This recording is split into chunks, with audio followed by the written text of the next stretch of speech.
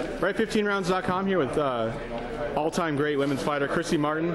Just announced your August 14th showdown rematch with Mia St. John. Tell us about this fight.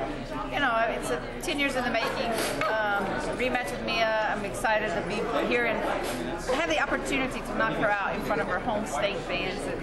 It's going to be great. August 14th at the Table Mountain Casino. Looking forward to it. I actually just rewatched your guys' first fight around 10 years ago the other day, and one of the things I picked up from that was going into that fight you had said you were distracted and you only had 13 rounds of sparring is what the announcer had quoted you on.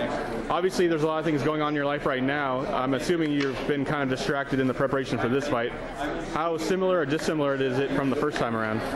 That's a very good question, but the first time around there were a lot of distractions and the fact that the fight was scheduled and rescheduled and it was going to happen, it wasn't going to happen altogether. And then I found out the day before I wasn't getting paid, I was going to have to sue the guy. My trainer at the time was my ex-husband who was more interested in making sure Mia got paid than making sure I got paid. It was a bunch of bullshit basically happened. And but this is altogether different. I'm training in Las Vegas with Miguel Diaz, who's the #1 quality trainer, and I'm getting great sparring. So I'll be more than prepared and ready to go. Also for that first fight, going in, Mia was kind of considered more of a novelty act and you were the serious fighter, and a lot of people thought that fight was going to end in the early stages of the fight. You definitely came out quick in the beginning of that fight. Were you surprised how Mia was able to handle you and go the distance and make it kind of a competitive fight? I don't think the fight was competitive, but she did take some great shots. I was convinced in my mind I was going to knock her out with a body shot, and that's what I did. For 10 rounds I worked on her body, stayed on her body. Whether or not she had something on under her clothes, I don't know, but I tend to believe that I didn't even hear a little moan or groan from some of those body shots, and it's just, I hear that from my male sparring partners that I have good body shots, so to not hear any reaction from Mia, it makes me wonder what she had on. But this time will be altogether different. I'll be looking for body and head. I'll be mixing it up, not just staying on her body.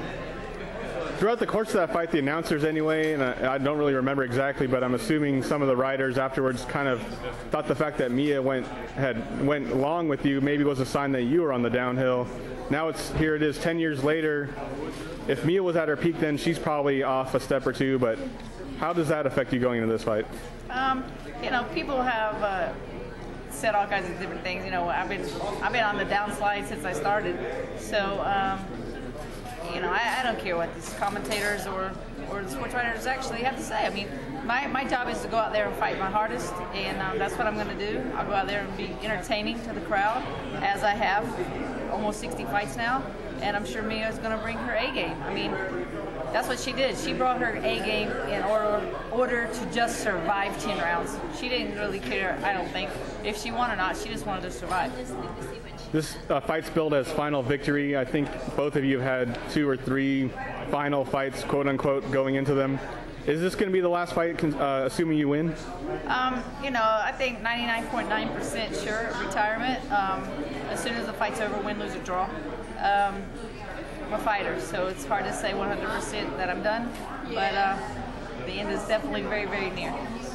Obviously, a lot more more important things have come out of your split from your husband and his attack on you and everything. But how is it fighting without him in your corner? Other than your most recent fight, I don't remember him not being the guy in the corner. How does that affect you in the fight? I was actually, to be very honest, I was somewhat concerned about how I would feel and what I would think as fight time got near and wrapping my hands and those things. But in my last fight with Dakota Stone, I didn't give it a thought. Miguel Diaz is a great trainer, and I should have been with Miguel many, many years ago, and I think I would have been a much more complete and more solid fighter. I know Miguel was a part of your team off and on throughout the course of your career in your corner as either a cut man or a second or whatever. How does that help your comfort level, having someone familiar in your corner? Well, I think that having Miguel in my corner, he was the first call I made from the hospital when I told him I want to come back, I want to fight again. And I knew he would be honest with me. If I shouldn't be in the ring, he's going to tell me, he's going to put his arm around me and say, "You're done." So that makes me comfortable right there, just knowing that he's going to be honest with me. He's not going to just keep me in the ring when I shouldn't be. He's not there for the payday. He's there because he cares and he actually thinks I can win the fight. And then, the injuries that you sustained from the attack of your ex-husband, and also you had an injury in your last fight. How have those healed up, and what percentage would you put yourself at on fight night? Yeah, I'm 100%. I mean, everything, all the injuries from being shot and stabbed, all that was all healed before I got in the ring last year. And I broke my hand in 9 places, but it's healed. The doctor released me months ago, and I'm ready to go. I'll try it out on Mia's head. Looking back on the first fight, really quick, one last time, I think it was KO Magazine or one of the other magazines that Ring Magazine used to publish actually named that the fight of the month, regardless of gender, for the month that you guys fought in 10 years ago. Do you expect a quality competitive fight this time, or do you think you're at a place where that you'll make this an easier fight for yourself? I think it's going to be a great fight because I think Mia's going to bring her A game. Like I said, she's going to bring the best Mia, and I'm going to bring the best Christy. So I think, for the first few rounds, it'll be a good fight, and then I'll knock her out probably around the 4th or 5th round. WBC is attached a title to this. The ranking system in women's boxing is a little bit, relaxed compared to the men's anyway, but they're probably bending a rule or two considering, recent opposition and layoffs and everything to make this a title fight. How important is it for you to kind of ride off in the sunset with one last belt? I have always been very close with the WBC, and I actually was a champion going into my last fight, and it was stopped. There was a lot of controversy. Why it was stopped, no one knows. I don't think they're bending a lot of rules by letting this be a title fight. It's it's the way we're going to end my career as a WBC champion. And it does add some motivation or specialty to to the fight that it's a title fight.